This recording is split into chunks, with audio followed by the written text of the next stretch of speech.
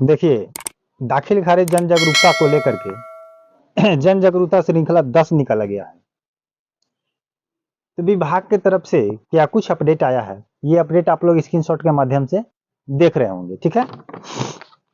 तो जैसे कि मैं बता दूं आप लोगों को कि इसमें लिखा गया है नोटिस के माध्यम से, इस पर जो अपडेट आपको दिया गया है वही अपडेट मैं आपको पढ़ करके बताऊंगा। लिखा गया कि राजस्व विभाग की तरफ से आवेदन अस्वीकृति से कैसे बचे।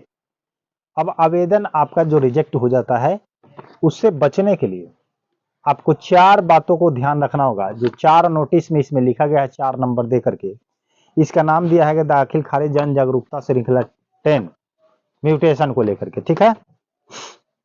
तो ऐसी स्थिति में आपको करना क्या है कि जितने भी लोगों का अभी तक रिजेक्ट हो जाता है, कैंसिल हो जाता है, यानी कि अस्वीकृत की जाती है, अब से अगर आप इन 4 नियमों को फॉलो करते हैं, कितना, इस 4 नियम को, तो आपको अब इस झंझट से छुटकारा मिल जाएगा।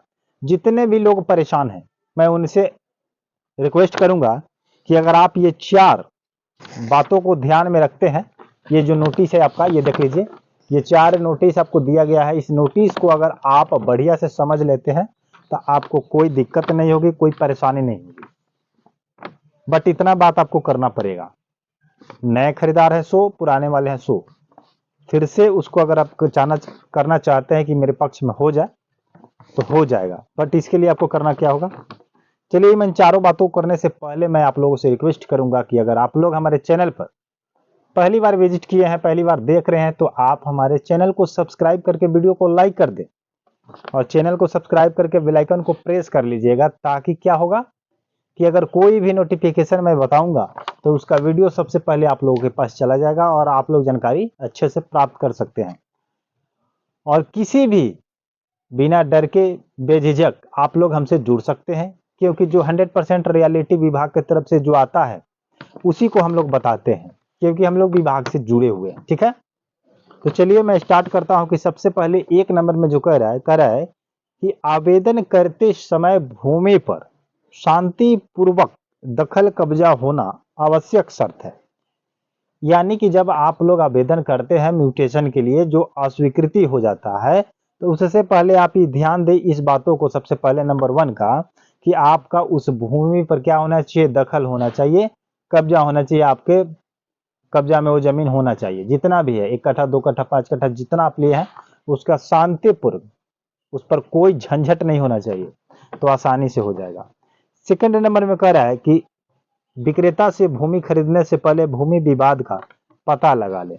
यानी कि जब भी आप लोग किसी से जमीन को परचेज करते हैं, यानी कि खरीदते हैं, तो खरीदने से पहले आप ये पता लगा ले कि उसके जमीन पर कोई पहले से वाद विवाद तो नहीं चल रहा है, कहीं इसका मामला कोर्ट में तो नहीं चला गया है, या ये जमीन किसी और के साथ बेच तो नहीं दिया गया है। तो ये पूरा पता लगा ले। अगर हो सकता है कि जमीन किसी और के नाम पर पहले से बेचा होगा और आप उस जमीन को खरीद लेते हैं, तो इस परिस्थिति में आपके ऊपर क्या हो जाएगा, आपका वो जमीन होगा नहीं, और आप और वो दोनों क्या करेंगे, आपस में लड़ाई लड़ेंगे और वो कचहरी का चक्कर काटेंगे। तो ऐसे में पैसा भी बर्बाद होगा, समय भी बर्बाद होगा, और ये जमीन आपका नहीं होगा।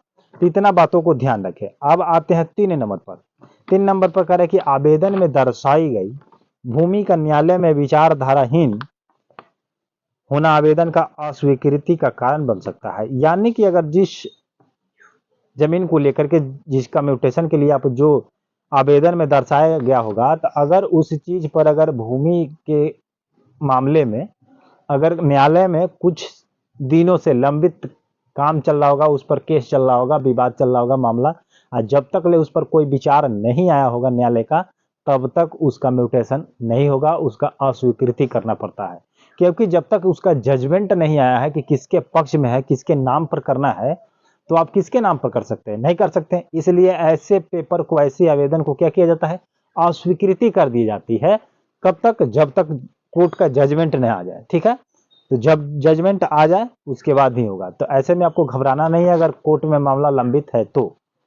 4 नंबर में कह रहा है कि अपनी भूमि की सीमाओं का यथासंभव निर्धारण चार दीवारी या स्तंभ या अन्य माध्यम से करें। इसका कहने का मतलब है 4 नंबर का, कि आप जब जिस भूमि को खरीद लिए उसका चारों तरफ से सीमाओं का यथासंभव, यानी कि जितना आपसे हो सके, जितना आपको उसको चार दीवारी घेर सकते हैं, बाउंड्री कर सकते हैं, चारों कोने पर पिलर डाल करके, या करें कि पिलर नहीं डाल रहे हैं, ईंट से आप चार दीवारी नहीं करते हैं, तो उसको करें कि अन्य माध्यम से भी करें। अन्य माध्यम का मतलब होता है कि आप उसको अपने किसी लकड़ी के माध्यम से या बांस के माध्यम से इसको क्या कर सकते हैं, या तार के माध्यम से या पिलर के माध्यम से उसको क्या कर सकते हैं, राउंड सर्किल कर सकते हैं, यानी कि घेराव कर सकते हैं। घेराव करने का मतलब हो जाता है कि उस पर आपका दखल कब्जा है शांतिपूर्वक, उस पर कोई दिक्कत नहीं है, वाद नहीं है। और जब तक ये काम आप नहीं करे रहते हैं तो इन्हीं चार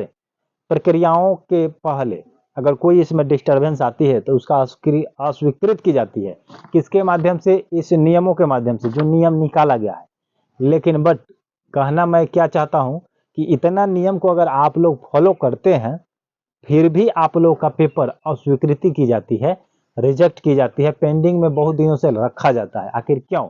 इसके पीछे का मेन कारण ये है कि आपसे राजस्व कर्मचारी या सीओ है, ये आप लोगों से पैसा लेने की नियत से आपका पेपर को क्या करते हैं, रिजेक्ट करते हैं। या सब कुछ ठीक ठाक है, खता भी ठीक है, खेसरा भी ठीक है, जमाबंदी भी ठीक है, चौहद्दी भी ठीक है, रैयत का नाम भी ठीक है, आप साफ सुथरा जमीन खरीदे भी हुए हैं।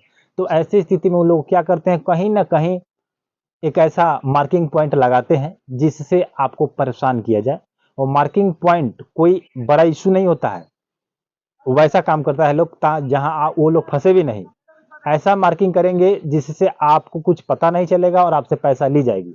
और आप अगर पैसा नहीं भी देते हैं, अगर कुछ स्टेप उठाते हैं, तो वैसा मार्किंग रहता है कि ऊपर जाने के बाद भी उन लोगों पर कुछ असर नहीं करता है।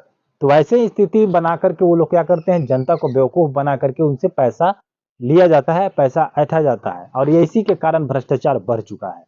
तो मैं अब क्या कहूँ, अब सरकार जब इतना गिर चुका है, मंत्री जब गिर चुका है, बिहार भूमि राजस्व विभाग के जो मंत्री हैं ये भी नहीं विचार कर सकते हैं, झूठ मूठ का ड्रामा ढकोसला किया जाता है। तो मैं ज़्यादा इस पर टिप्पणी नहीं करूंगा, लेकिन फिर भी मैं ये कहूंगा कि ये जो 4 नियम निकाला गया है, इस 4 नियम को आप लोग फॉलो करें और अभी से भी इस काम को कीजिएगा, तो हो सकता है कि ठीक ठाक हो जाए। जो नोटिस आया, मैं नोटिस आपको बताया। वीडियो कैसा लगा? अगर कोई परेशानी है, कोई दिक्कत है, कोई प्रश्न है म्यूटेशन को लेकर या किसी भी अन्य प्रकार से लेकर के, मैं उसको सुलझाने का प्रयास करूंगा। मैसेज के माध्यम से हो जाएगा तो मैसेज में टाइप कर दूंगा, या मुद्दा बड़ा होगा तो वीडियो बना करके बताऊंगा, क्योंकि उतना मैसेज में बात लिखना अच्छा नहीं होता है, और उतना बात अगर लिख देंगे शॉर्टकट में तो आपको समझ में नहीं आएगा। इसीलिए मैं उसको प्रयास करूंगा कि वीडियो बना करके बोर्ड पर डिटेल्स से लिख करके उसको मैं आपको समझा दूं। ठीक है, मिलते हैं नए वीडियो के साथ, नए अपडेट के साथ। तब तक के लिए जय हिंद, जय भारत।